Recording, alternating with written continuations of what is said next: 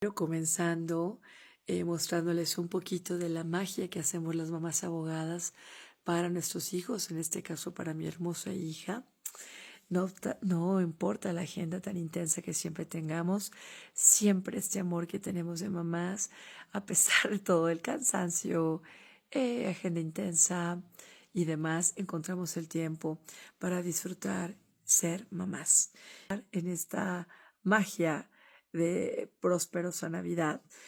comentarles, me han preguntado mucho sobre, como autora yo, del primer manual práctico del juicio oral en México,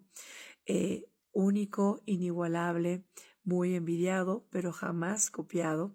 y jamás igualado, gracias a esta hermosa tierra de México y a Dios y a la vida que me ha permitido ser autora de este extraordinario manual. La primera edición del manual práctico del juicio oral es muy importante porque la publica no solamente UBIU, sino que también el Instituto de Formación Profesional de nuestra ahora Fiscalía General de Justicia de la Ciudad de México.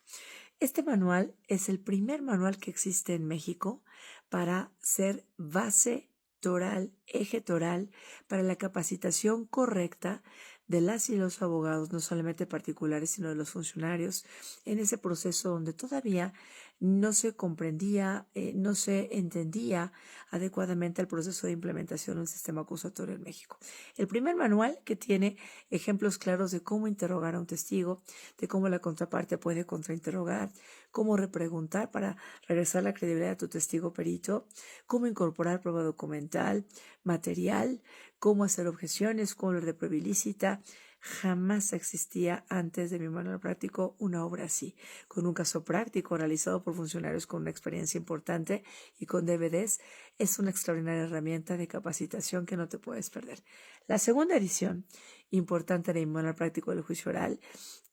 dista mucho de la primera edición, tan valiosa también, pero porque ya retomo la experiencia, la praxis y aprende de la dispraxis de los primeros estados de la República Mexicana que comenzaron a aplicar el sistema penal acusatorio. La riqueza de lo que se debe entender en esta aplicación,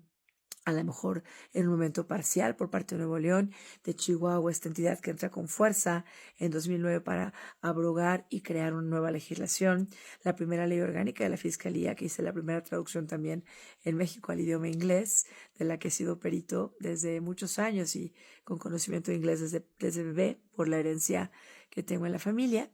y también comprender que se hace una práctica también ejemplificativa, pero con mayor tecnicismos para que tú sepas de manera más especializada cómo interrogar, contrainterrogar, cómo realizar objeciones a preguntas, a respuestas que también existen, cómo hacer alegatos de apertura, clausura, cómo refutar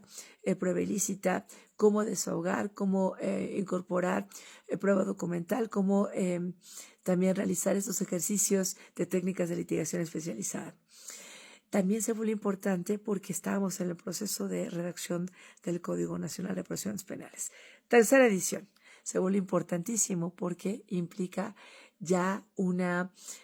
praxis y dispraxis de la cual aprendimos y que se retrata claramente en la tercera edición de mi libro, donde se contiene ya la primera experiencia de la implementación, adivinen de qué, del Código Nacional de Procedimientos Penales. Y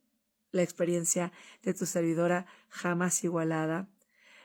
muchas veces queriendo copiarla, pero jamás igualada, gracias a Dios, porque he sido la autora principal en el diseño de nuestro Código Nacional de Procedimientos Penales, nombrada en el Senado de la República, como también entonces encargada de este proyecto como líder y titular en su momento de la Unidad de Implementación del Sistema Procesal Penal Acusatorio en la entonces Procuraduría General de la República. Una experiencia que me dio y que recibí con mucha humildad, con la luz de Dios y con mi país, esta experiencia inigualable que te permite entender el sistema penal acusatorio como en ninguna otra obra a partir del manual práctico del juicio oral, tercera edición. Cuarta edición, revolucionado, una edición distinta que aprende de las primera praxis en la aplicación del Código Nacional de Procedimientos Penales a nivel nacional, técnicas con mucho mayor especialidad, análisis sobre cómo empieza esta reforma también, que también comenzó a ser parte toral del Código Nacional en cuanto a la reforma en materia de derechos humanos para entender de manera horizontal la aplicación, por ejemplo, de sentencias de la Corte Interamericana, de jurisprudencia de la Corte, de nuestro máximo tribunal